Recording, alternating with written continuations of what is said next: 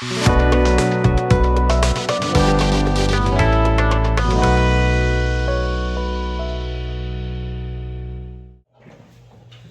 को मेरा नमस्कार। कैसे हैं आप सभी लोग? उम्मीद करता हूं आप सभी ठीक होंगे, अच्छे होंगे। और सबसे पहले तो मैं आज आपको नववर्ष की हार्दिक शुभकामनाएं देता हूं। नया वर्ष आपके लिए शुभ हो, सफलता से परिपूर्ण हो, जो आपका कमिटमेंट है वो पूरा हो, जो आपका उद्देश्य है उसे आप प्राप्त करें, ऐसी हमारी आपको शुभकामनाएं हैं। चलिए इधर उधर की बातें न करते हुए हम अपने लेक्चर की ओर चलते हैं, क्योंकि यही हमारा उद्देश्य है और मुझे पूरी उम्मीद है कि आप अपने लक्ष्य की ओर आगे बढ़ेंगे इस नए वर्ष में। तो आज पहला दिन है नए वर्ष का और हमारा लेक्चर है संविधान की अनुसूचियां, यानी शेड्यूल्स ऑफ कॉन्स्टिट्यूशन। यानी ये जो हमारी संविधान की अनुसूचियां हैं, ये हमारे संविधान में, जिनकी मूल संविधान में संख्या 8 है, लेकिन बाद में संविधान संशोधन करके इनकी संख्या को बढ़ाया गया और आज की डेट में हमारे संविधान में इनकी संख्या 12 है।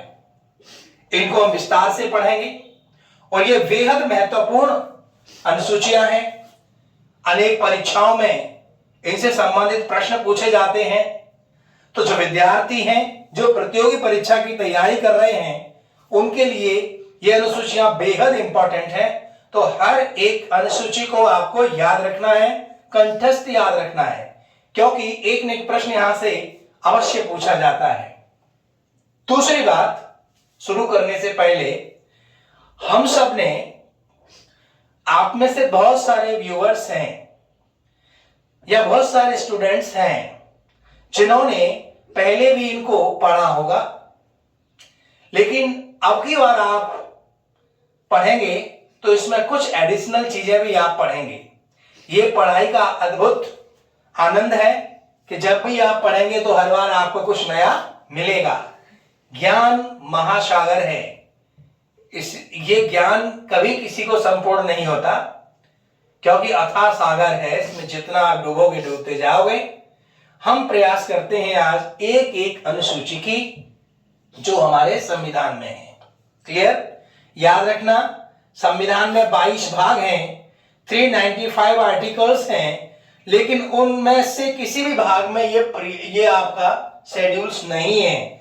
जस्ट उससे पहले शेड्यूल की व्यवस्था की गई है, लेकिन शेड्यूल का जो सब्जेक्ट है वो हमारे संविधान के किसी न किसी आर्टिकल में मेंशन है। तो मैं उन आर्टिकल्स को भी यहां मेंशन करता जाऊंगा, जिससे आपकी समझ में आ जाएगा। ठीक है? इन अनुसूचियों का इंपॉर्टेंस क्या है? इन अनुसूचियों को संविधान में डालने का इंपॉर्टेंस ये है कि अगर आपको संविधान की कोई व्यवस्था खोजनी है या उसका अध्ययन करना है, तो अगर आपको अनुसूचियां ये याद हैं तो आप उस विषय से संबंधित अनुसूची को जाकर खोज सकते हैं। वो व्यवस्था आपको वहां मिलेगी। जैसे मान लीजिए आपके सामने एक प्रश्न आ जाता है कि अभी हमारे भारत में कितने राज्य हैं, तो आप अपने संविधान में उसको कहां ढूंढेंगे कि हमारे भारत में कितने राज्य हैं? कोई प्रॉब्लम नहीं है, आप हमारे संविधान की पहली अनुसूची में चले जाइए। कितने राज्य हैं, उनका क्या नाम है, सब व्यवस्था उस पहली अनुसूची में आपको मिल जाएगी। तो अनुसूचियों का, शेड्यूल्स का जो इंपॉर्टेंस है वो इसी बात में है कि हम संविधान की किसी भी व्यवस्था को आसानी से सर्च आउट कर सकते हैं, अध्ययन कर सकते हैं। चलिए शुरू कर देते हैं। संविधान की अनुसूची हमारी आज की हेडिंग है और पहली अनुसूची है प्रथम अनुसूची, first schedule of Indian constitution. उसका विषय है संघ एवं उनका राज्य क्षेत्र, union and its state region, राज्यों के नाम और उनका राज्य क्षेत्र। देखिए पहली अनुसूची का विषय क्या है, कई बार परीक्षाओं में ये पूछा गया है, तो आपको याद रखना है कि पहली अनुसूची का विषय है हमारी यूनियन और उसके राज्य क्षेत्र, राज्यों के नाम और उनका राज्य क्षेत्र। समझ गए?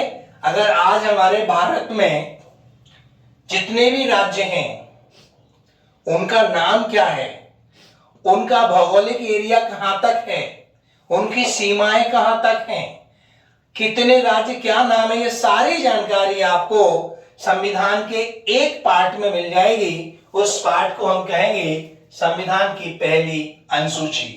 देखिए मैंने यहां पर आपको अनुच्छेद भी मेंशन किए हैं, यानी हमारे संविधान के भाग 1 में आर्टिकल 1 से लेकर 4 तक जो व्यवस्थाएं दी हैं, हम इसके बाद उस जो अगला लेक्चर है उसमें इसको पढ़ेंगे। तो 1 से 4 तक के अनुच्छेदों में संघ, राज्य, क्षेत्र, उनके नाम, उनकी संख्या के बारे में पूरी तरह से विस्तार से दिया है। ठीक है, तो यहां पर हमें याद रखना है पहली अनुसूची का विषय क्या है, संघ एवं उनका राज्य क्षेत्र, राज्यों के नाम और उनका राज्य क्षेत्र। दूसरी अनुसूची सेकंड शेड्यूल है, उसमें वेतन भत्ते दिए हैं। बहुत इंपॉर्टेंट है ये, निम्नलिखित पदाधिकारियों के वेतन भत्ते। मैं उसमें कुछ नाम दिए हैं, स्पेशल मेंशन किए हैं, याद रखना यहां इत्यादि नहीं लिखा। मतलब मैंने यहां पर जो पद नाम मेंशन किए हैं उन्हीं के वेतन भत्तों के बारे में सेकंड शेड्यूल में दिया गया है। यदि आपसे कोई पूछता है कि राष्ट्रपति का वेतनमान कितना है, तो ये खोजने के लिए आपको संविधान में कहीं नहीं जाना, आपको सीधा संविधान की सेकंड शेड्यूल को सर्च करना है। वहां पर आपको उक्त पदाधिकारियों के वेतन भत्ते मिल जाएंगे। ठीक, किसके वेतन भत्ते मिलेंगे आपको उसमें? राष्ट्रपति। ठीक है, याद रखना है राष्ट्रपति जी का वेतन व्यवस्था किस अनुसूची में है, तो आप बताएंगे अनुसूची नंबर 2 में है, शेड्यूल 2 में है। क्या? वेतन, सैलरी किसकी? राष्ट्रपति की। और किसकी? राज्यपाल की। और किसकी? स्पीकर की। लोकसभा अध्यक्ष और लोकसभा उपाध्यक्ष की सैलरी यहां पर मेंशन है। ऐसे ही सभापति कौन होते हैं? उपराष्ट्रपति। इस देश के उपराष्ट्रपति पदेन सभापति होते हैं राज्यसभा के, तो उनका वेतनमान कितना होता है? वो उपसभापति का वेतनमान कितना होता है? वो। ऐसे ही विधानसभा अध्यक्ष और विधानसभा उपाध्यक्ष, स्टेट में जो विधानसभा अध्यक्ष होते हैं और उनके उपाध्यक्ष होते हैं, उनका वेतनमान भी सेकंड शेड्यूल से डिसाइड होता है। जो भी वेतन सेकंड शेड्यूल में दिया होगा उसके अकॉर्डिंग ही उनको वेतनमान दिया जाएगा। ऐसे ही अगर किसी राज्य में द्विसदनीय व्यवस्था है तो वहां पर विधान परिषद होती है, तो विधान परिषद के सभापति और उप सभापति का वेतनमान कितना होगा, ये सेकंड शेड्यूल में दिया गया है। ऐसे ही हाई कोर्ट, सुप्रीम कोर्ट के न्यायालय के न्यायाधीश, हाई कोर्ट और सुप्रीम कोर्ट के न्यायाधीशों की वेतनमान सैलरी कितनी होगी, ये भी सेकंड शेड्यूल में मेंशन किया गया है। और भारत के नियंत्रक महालेखा परीक्षक, जिसे हम कहते हैं सीएजी, क्या बोलते हैं? सीएजी। तो CAG controller auditor general of India बेहद महत्वपूर्ण पद होता है और हम आगे संविधान में व्यवस्था दी गई है उसमें चर्चा करेंगे। ओके, तो 148 में चर्चा करेंगे। अब इस द्वितीय अनुसूची में जो वेतनमान दिए हैं, याद रखना कहीं पे इसने प्रधानमंत्री नहीं लिखा है? नहीं लिखा। यानी सेकंड शेड्यूल में प्रधानमंत्री का वेतनमान नहीं दिया, केवल जो नाम यहां पर लिखे हैं उन्हीं पदाधिकारियों के वेतनमान मिलेंगे, उन्हीं पदाधिकारियों के वेतनमान मिलेंगे। Is it clear? बाकी के वेतनमान कहां मिलेंगे? अन्य जगह मिलेंगे। संविधान में अन्य और भी जगह हैं जहां पर उनके वेतन भत्ते मेंशन होंगे, वो हम आगे जब बात करेंगे तब चर्चा होगी। ठीक है, तो फिलहाल इतने हमारे माननीय पदाधिकारीगण हैं जिनके वेतनमान सेकंड शेड्यूल में दिए गए हैं। राष्ट्रपति हो गए, उपराष्ट्रपति हो गए, विधानसभा अध्यक्ष हो गए, विधानसभा उपाध्यक्ष हो गए, है ना, लोकसभा के अध्यक्ष हो गए, उपाध्यक्ष हो गए, ठीक है। और आपके कौन हो गए, राज्यपाल हो गए। सारे स्टेट्स के जितने भी राज्यपाल हैं उनका वेतनमान कितना होगा। सर्वोच्च न्यायालय, उच्च न्यायालय के जो न्यायाधीश महोदय हैं उनके वेतनमान क्या होंगे। और भारत का नियंत्रक महालेखा परीक्षक। आर्टिकल कौन कौन से हैं, तो इस विषय से रिलेटेड आर्टिकल है 59, 65, 75, 125, 148, 3, 158, 3 और 164, 5, 186 और 221। ये कुछ आर्टिकल्स हैं जो इस शेड्यूल से रिलेट करते हैं, ठीक है। शेड्यूल नंबर 3, शेड्यूल नंबर 3 है जिसमें दिया है शपथ, ओथ, ठीक है, ओथ, शपथ। यानी ऐसे कौन कौन से पदाधिकारी हैं जिनकी शपथ के बारे में थर्ड शेड्यूल में मेंशन किया गया है। आइए देखते हैं कौन कौन है। देखिए, संघ के मंत्री, यूनियन गवर्नमेंट के मिनिस्टर्स शपथ लेते हैं। वो शपथ कहां पर है, तीसरे अनुसूची में।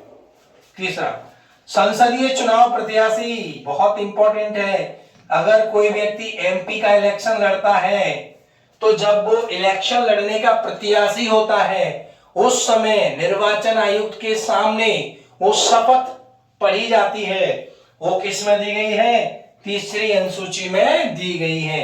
ऐसे ही विधानसभा का चुनाव लड़ने वाले जो प्रत्याशी होते हैं उनका जो शपथ होता है वह भी इसी थर्ड अनुसूची में मेंशन किया गया है। ऐसे ही सर्वोच्च न्यायालय, उच्च न्यायालय के न्यायाधीश, उनकी शपथ है। सीएजी, उनकी शपथ है। राज्यों के मंत्रीगण, उनकी शपथ है। विधानसभा चुनाव प्रत्याशी यानी जो एमएलए का चुनाव लड़ते हैं उनकी शपथ का प्रावधान है। राज्य विधानमंडल के सदस्य, राज्य विधानमंडल के सदस्य, उनकी शपथ है। ये सारी व्यवस्थाएं इसमें दी गई हैं। ये जितने भी नाम मैंने लिए हैं ये सभी के शपथ का जो शेड्यूल है वो किसमें दिया गया है, थर्ड शेड्यूल में। आर्टिकल 75, 4, 84, 99, 124, 6, 148, ठीक है, हाँ ये है 148, 148, 164, 173, 188 और 219। ये आर्टिकल इससे रिलेट करते हैं। थोड़ा बहुत आप याद रखिएगा, ये आर्टिकल्स को कभी कभार आ भी सकते हैं, नहीं तो ठीक है आप ये विषय याद रखिए कि किस अनुसूची का क्या विषय है, ठीक है। नेक्स्ट, शेड्यूल नंबर 4, इसमें आर्टिकल 4, 1 और 82 रिलेट करते हैं। राज्य और संघ राज्यों हेतु राज्यसभा में सीटों का आवंटन, यानी राज्यसभा हमारे भारत का उच्च सदन है। हमारी संसदीय व्यवस्था में, द्विसदनीय व्यवस्था में जो उच्च सदन होता है वो राज्यसभा होता है। और उस राज्यसभा में विधानसभाओं से यानी राज्यों की विधानसभाओं से सदस्य निर्वाचित होकर आते हैं, उन्हें मेंबर ऑफ पार्लियामेंट कहते हैं। किस राज्य को कितने member of the parliament Rajya Sabha में भेजने का अधिकार है, तो सीटों का आवंटन किया गया है शेड्यूल नंबर 4 में। राज्य और संघ राज्य क्षेत्रों से राज्यसभा में कितने लोग भेजे जाएंगे। जैसे मान लीजिए दिल्ली है, दिल्ली हमारा क्या है, संघ राज्य है, ठीक है, हमारा संघ राज्य है, टेरिटरी है। तो वहां से कितने, वहां की विधानसभा है तो वहां की विधानसभा कितने सदस्यों को राज्यसभा में भेजेगी, ये नंबर पहले से ही अनुसूची 4 में मेंशन है। तो जैसे वहां से 3 राज्यसभा के लिए जाएंगे, 3 सदस्य जाएंगे। ऐसे ही उत्तर प्रदेश है, ऐसे ही मध्य प्रदेश है। मध्य प्रदेश में कितने जाएंगे, मध्य प्रदेश में 11 लोग जाएंगे, ठीक है, 11 लोग निर्वाचित होके जाएंगे। ऐसे ही हमारे हर एक स्टेट के लिए या टेरिटरी के लिए जहां विधानसभाएं हैं उनके लिए राज्यसभा में सीटों का आवंटन किया गया है। नेक्स्ट है शेड्यूल नंबर 5, 5वीं अनुसूची। इसमें आर्टिकल 2 to 4 है, बेहद इंपॉर्टेंट है ये। Article schedule number 5 it is the most important schedule of Indian constitution और इस पर अक्सर बातचीत होती है। अनुसूचित क्षेत्र और अनुसूचित जनजातीय क्षेत्र से संबंधित प्रशासनिक व्यवस्था, याद रखना एससी और एसटी बाहुल्य क्षेत्रों के लिए प्रशासनिक व्यवस्था किस प्रकार से होगी, उसका क्या रोड मैप होगा, उसकी व्यवस्था दी गई है 5वीं अनुसूची में। मोस्ट इंपॉर्टेंट है ये, याद रखना। शेड्यूल एरिया अनुसूचित जनजाति क्षेत्र से संबंधित प्रशासन व्यवस्था यहां पर दी गई है। ओके, नेक्स्ट है शेड्यूल नंबर 6, 6वीं अनुसूची। 6वीं अनुसूची है जिसमें आर्टिकल 2442 और 275 रिलेट होते हैं। केवल याद रखना है कि 4 राज्य, क्लियर, ये बेहद खास स्टेट है हमारे भारत के। कौन कौन से? असम, मेघालय, त्रिपुरा और मिजोरम। शेड्यूल नंबर 6 में असम, मेघालय, त्रिपुरा और मिजोरम राज्यों की जनजातीय क्षेत्रों का प्रशासन कैसे चलाया जाएगा उससे संबंधित सारी व्यवस्थाएं किसमें की गई है? 6वीं शेड्यूल में की गई है। स्टेट के नाम विशेष रूप से आपको याद रखना है। याद रखना, नॉर्थ ईस्ट में 7 स्टेट्स हैं, वो 7 सिस्टर्स कहा जाता है उनको। उनमें से विशेष रूप से 4 स्टेट का नाम यहां मेंशन हो रहा है। देखो यहां मणिपुर नहीं है, देखो यहां पर आपका वो नहीं है, सिक्किम नहीं है, ठीक है। यहां पर क्या नाम है? असम, मेघालय, त्रिपुरा और मिजोरम। ये याद रखना है आपको, यानी AMTM इनको याद रखना है आपको, विशेष रूप से पूछा जाता है, ठीक है। इतना तो अपन को मालूम है कि 6वीं अनुसूची में नॉर्थ ईस्ट की जो हमारी स्टेट है वो आती है 4, पर कौन कौन सी आती है? 4, 7 है वो तो, उनमें से असम, मेघालय, त्रिपुरा और आपका मिजोरम। इनके ये बहुत आदिवासी बाहुल्य क्षेत्र है, ये जनजाति मतलब आदिवासी, उनसे उनका एडमिनिस्ट्रेशन किस प्रकार से चलाया जाएगा, ये पूरी व्यवस्था किस में दी गई है? शेड्यूल 6 में। यानी हमारे सामान्य कानून से थोड़े अलग कानून इनके के लिए बनाए गए हैं, क्योंकि ये थोड़ा विशेष प्रकार का क्षेत्र है, ठीक है। चलिए मैं इसको साफ कर देता हूं और इसके बाद पढ़ते हैं अपन नेक्स्ट अनुसूची। चलिए इसके बाद हमारी 7वीं अनुसूची है। 7वीं अनुसूची का क्या विषय है? 7वीं अनुसूची में यानी 7 शेड्यूल में संघ सूची, राज्य सूची और समवर्ती सूची की जानकारी दी गई है। बेहद महत्वपूर्ण है और अक्सर हमारे देश में इन सूची विषय को लेकर आपस में यानी यूनियन गवर्नमेंट, स्टेट गवर्नमेंट्स के बीच में टकराव होता रहता है। वो आए दिन हम लोग देखते रहते हैं, सुनते रहते हैं। क्यों? इसलिए क्योंकि इस अनुसूची में स्पष्ट रूप से 3 सूचियों की व्यवस्था है। पहला है यूनियन लिस्ट, दूसरा है स्टेट लिस्ट और यह है कॉन्करेंट लिस्ट। ठीक, कॉन्करेंट लिस्ट है। संघ सूची में वो विषय हैं जिन पर कानून बनाने का सार्वभौमिक अधिकार है केंद्र सरकार का।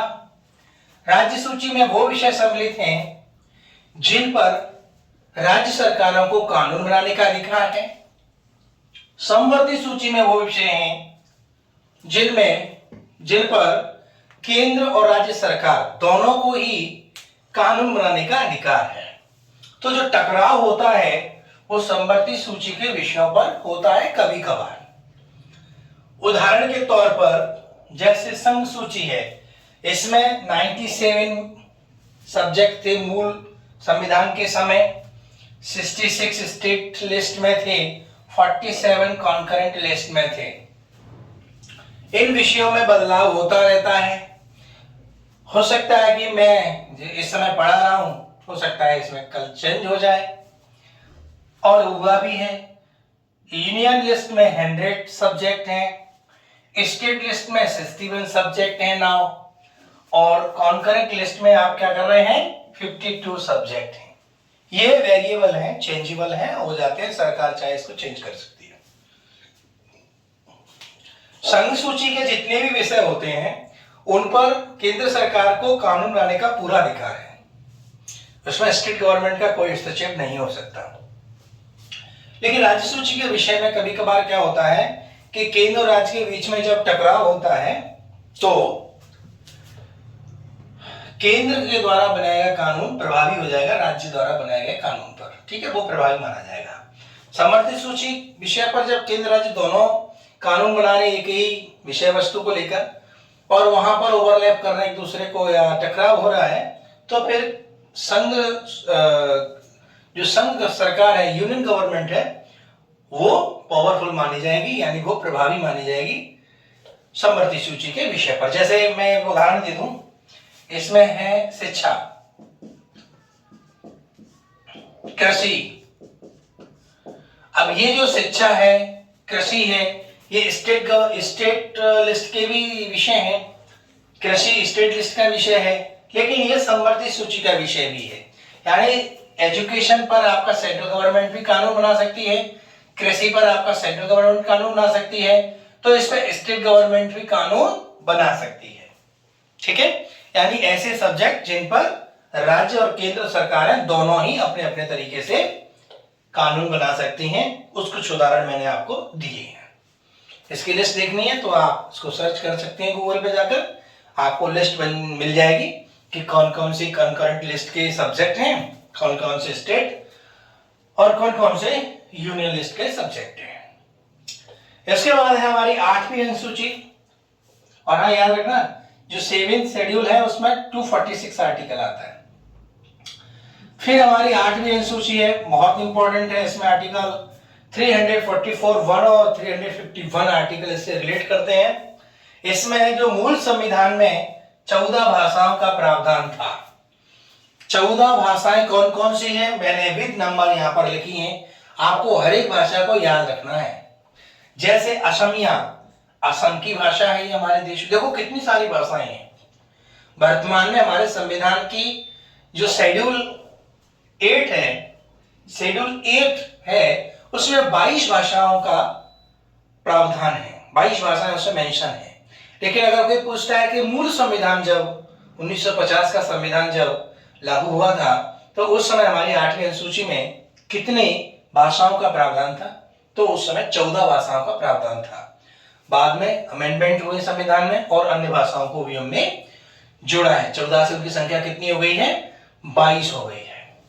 पहली असमिया, असम की, बांग्ला, बांग्लादेश की, बोडो, बोडो क्षेत्र है उधर नॉर्थ ईस्ट में, वहां की, डोंगरी कश्मीर की, गुजराती गुजरात की, हिंदी तो हमारे उत्तर भारत की है ही, इसमें मध्य प्रदेश है, उत्तर प्रदेश है, हरियाणा है, हिमाचल है, हिंदी।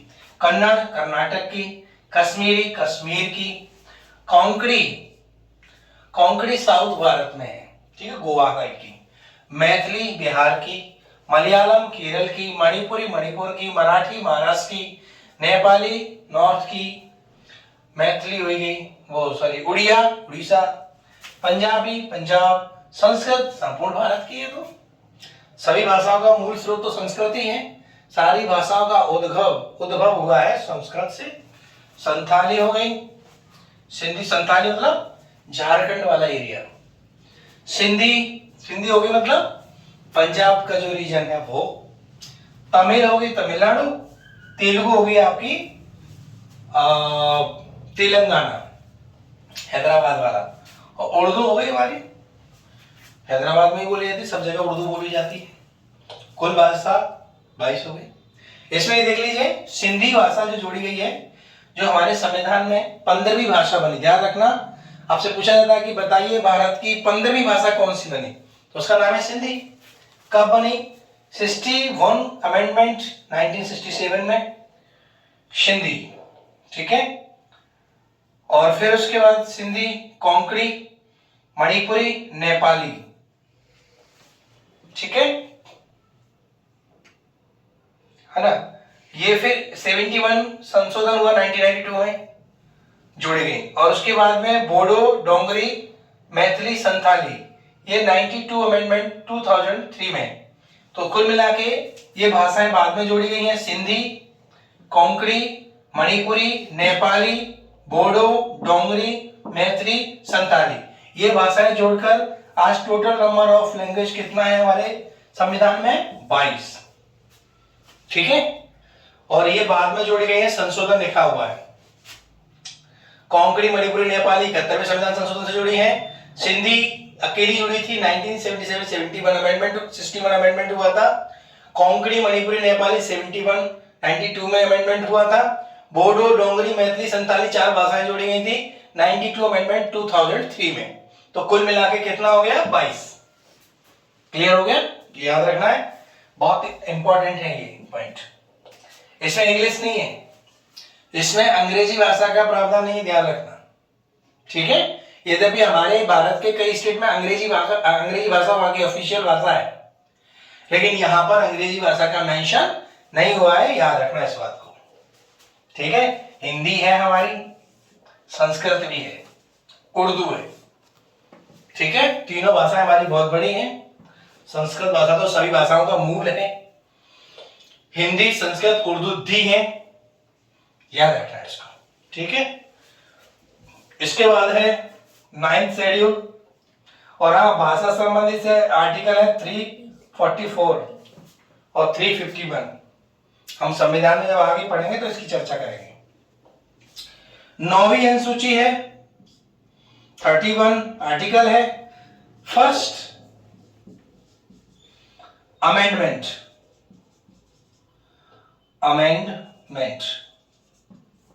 कब हुआ है? 1951। कब हुआ है ये? 1951। इसको याद रखना है।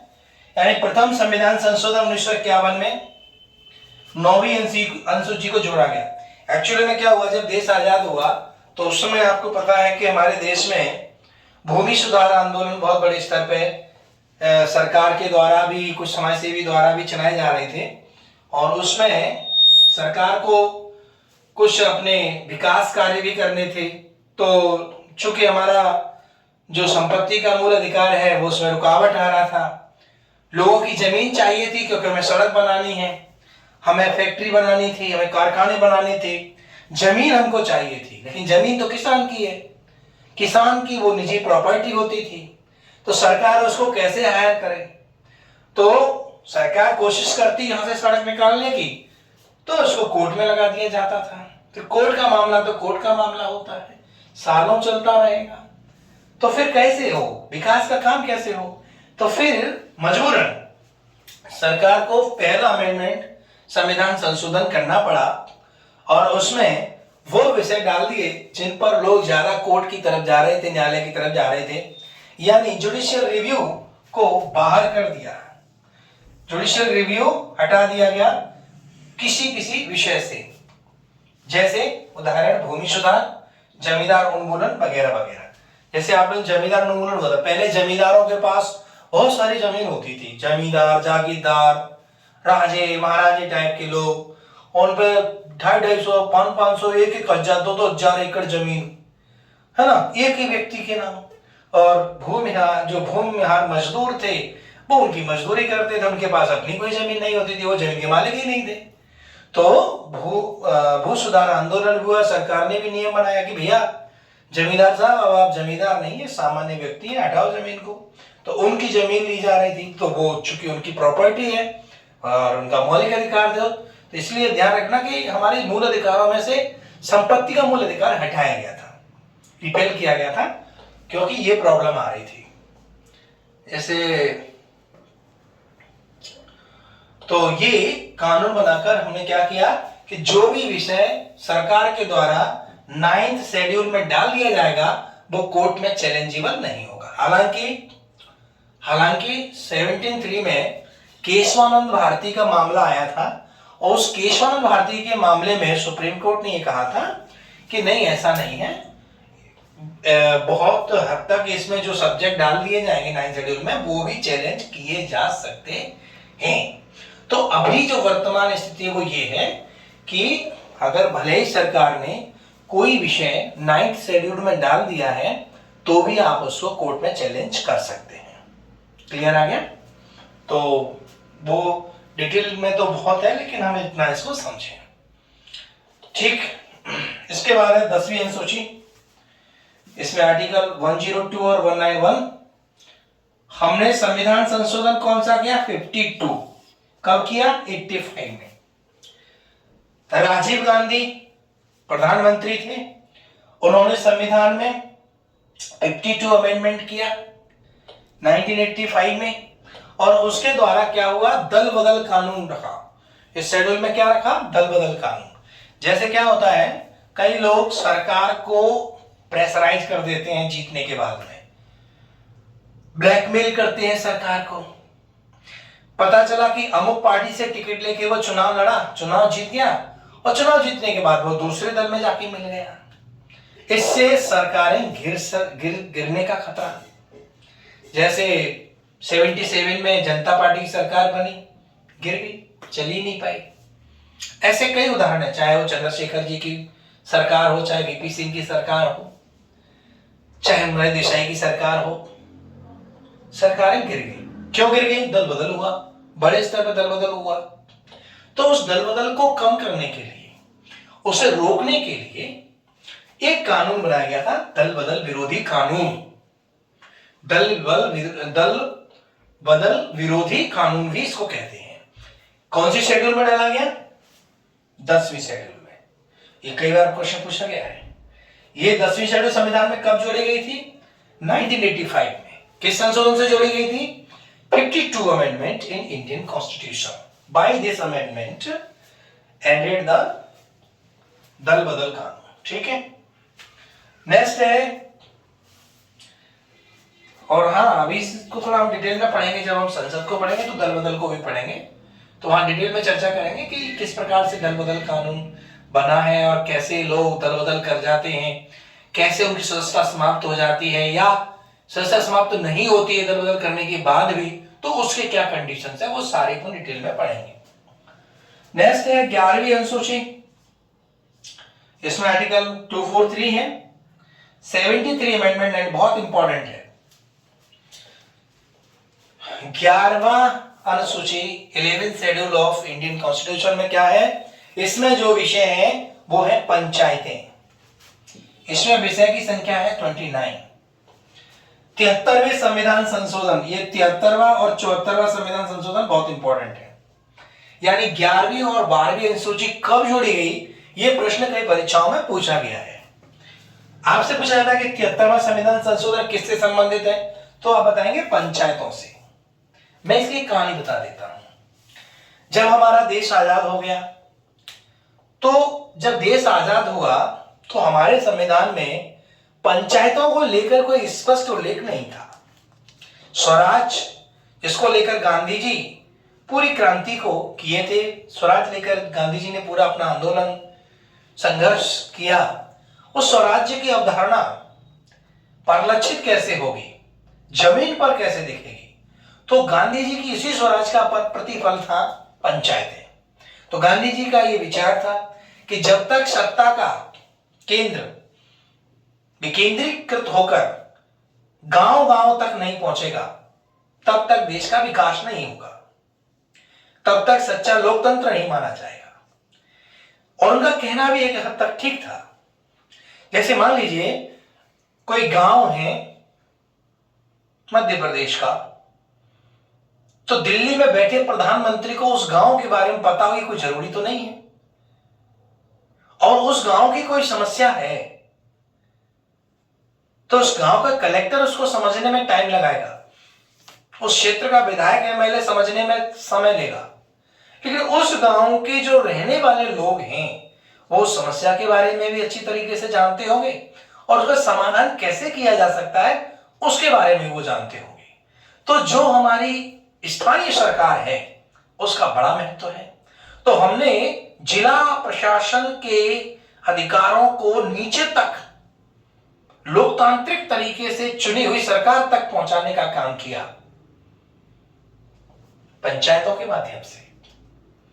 अब इससे बड़ा इंटरेस्टिंग फैक्ट ये है कि नेहरू जी की जो पहली सरकार बनी चुनाव के बाद 1952 में, उसके बाद नेहरू जी ने और उनकी पूरी सरकार ने पूरे देश में गांव-गांव में आह्वान किया कि भाई, सॉरी, स्टेट से आह्वान किया, सारे स्टेट से कि भाई अपने, क्योंकि पंचायतें स्टेट का मामला है, ध्यान रखना, पंचायतें किसका मामला है? राज्य सूची का विषय है।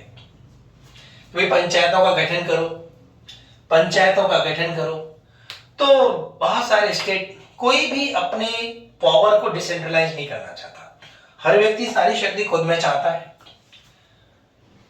तो कोई तैयार नहीं था, इस पर कोई इंटरेस्टेड नहीं था। लेकिन नेहरू जी और उनकी सरकार कमिटेड थी कि नहीं, हमें स्थानीय सरकार का गठन करवाना है, राज्यों को करना चाहिए, है ना, सेंट्रल का डिसेंट्रलाइजेशन होना चाहिए, गांव-गांव तक सरकार बननी चाहिए, तो पंचायतें होनी चाहिए। लेकिन नहीं हुआ। लेकिन कुछ स्टेटों ने किया भी। जैसे सबसे पहले राजस्थान में पहली पंचायत का गठन हुआ 1959 में, गांधी जी के जन्मदिन पर 2 अक्टूबर 1959 में राजस्थान में पंचायत का गठन हुआ, नागौर में। और उसका उद्घाटन करने के लिए स्वयं देश के प्रधानमंत्री गए। क्यों गए? क्योंकि वो ये मैसेज देना चाहते थे उन स्टेट्स को जो इसको लेकर इंटरेस्टेड नहीं थी कि भाई पंचायतें कितनी महत्वपूर्ण है, होनी चाहिए। और पंचायतें भी कैसी होनी चाहिए? त्रिस्तरीय होनी चाहिए, ग्राम पंचायत, जनपद पंचायत और जिला पंचायत। वो हम सब पढ़ेंगे आर्टिकल 243 में, विस्तार से पढ़ेंगे पंचायतों को। तो पंचायत गठन करने वाला राजस्थान, फिर आंध्र प्रदेश, कुछ राज्यों ने रुचि दिखाई, लेकिन सारे राज्य उसमें रुचि नहीं दिखा रहे थे। अंततः तत्कालीन सरकार ने 1992 में, पीवी नरसिंह राव जी की सरकार, उन्होंने 73 अमेंडमेंट कर दिया और हर स्टेट के लिए पंचायतों का होना अनिवार्य कर दिया। कहा कि पंचायतों का गठन करना अब राज्य की अनिवार्यता होगी, राज्य की बाध्यता है, अब तो करना पड़ेगा। जैसे पहले मध्य प्रदेश को रुचि नहीं ले रहे थे पंचायत को बनाने में, लेकिन जैसे ही ये अमेंडमेंट हुआ और जैसे ही 11वीं अनुसूची जुड़ी, तो मध्य प्रदेश पहला राज्य बना पंचायतीय गठन करने वाला। तत्कालीन मुख्यमंत्री दिग्विजय सिंह जी, उनके शासनकाल में इस शेड्यूल के अकॉर्डिंग 73वें संविधान संशोधन 1992-93 में पंचायतों का गठन मध्य प्रदेश में हुआ, अन्य स्टेट में भी हुआ। ठीक है। ऐसे ही 12वीं अनुसूची जोड़ी, ये भी आर्टिकल यही है ना। इसमें 74वां संविधान संशोधन 1992, सेम 74 अमेंडमेंट इन 1992, नगर पालिकाएं जोड़ी। ये भी त्रिस्तरीय 18 विषय इसमें भी नगर पंचायतें, नगर पालिकाएं और नगर निगम। महानगर है तो नगर निगम, छोटा नगर है तो नगर पालिकाएं, और छोटा कस्बा है तो नगर पंचायत। जो साफ सफाई का काम, विकास का काम, शहर का देखेंगे नगर पालिका, म्युनिसिपल कॉर्पोरेशन। तो इस प्रकार से इसमें 18 विषय हैं और पंचायतों में 29 विषय हैं। जब हम विस्तार से पढ़ेंगे पंचायतों को, नगर पालिकाओं को, तो वहां पर हम इन सब्जेक्ट को भी पढ़ेंगे। 29 विषय भी आपको बताएंगे, 18 विषय भी आपको बताएंगे। तो कुल मिला के ये हमारे संविधान की 12 अनुसूचियां हैं। हर एक अनुसूची का अपना एक विषय है, अपना एक सब्जेक्ट है, वो सब बेहद महत्वपूर्ण है। उन पर हमें विमर्श करना है, याद रखना है, प्रश्न वहां से पूछे जाते हैं, ये निश्चित है। तो आज के लिए बस इतना ही। मिलते हैं अगले लेक्चर में अगले टॉपिक के साथ में। तब तक आप सभी को जय हिंद। एक बार फिर आपको नव वर्ष की हार्दिक हार्दिक शुभकामनाएं। Best of luck, good luck, अपना ध्यान रखें। Thank you.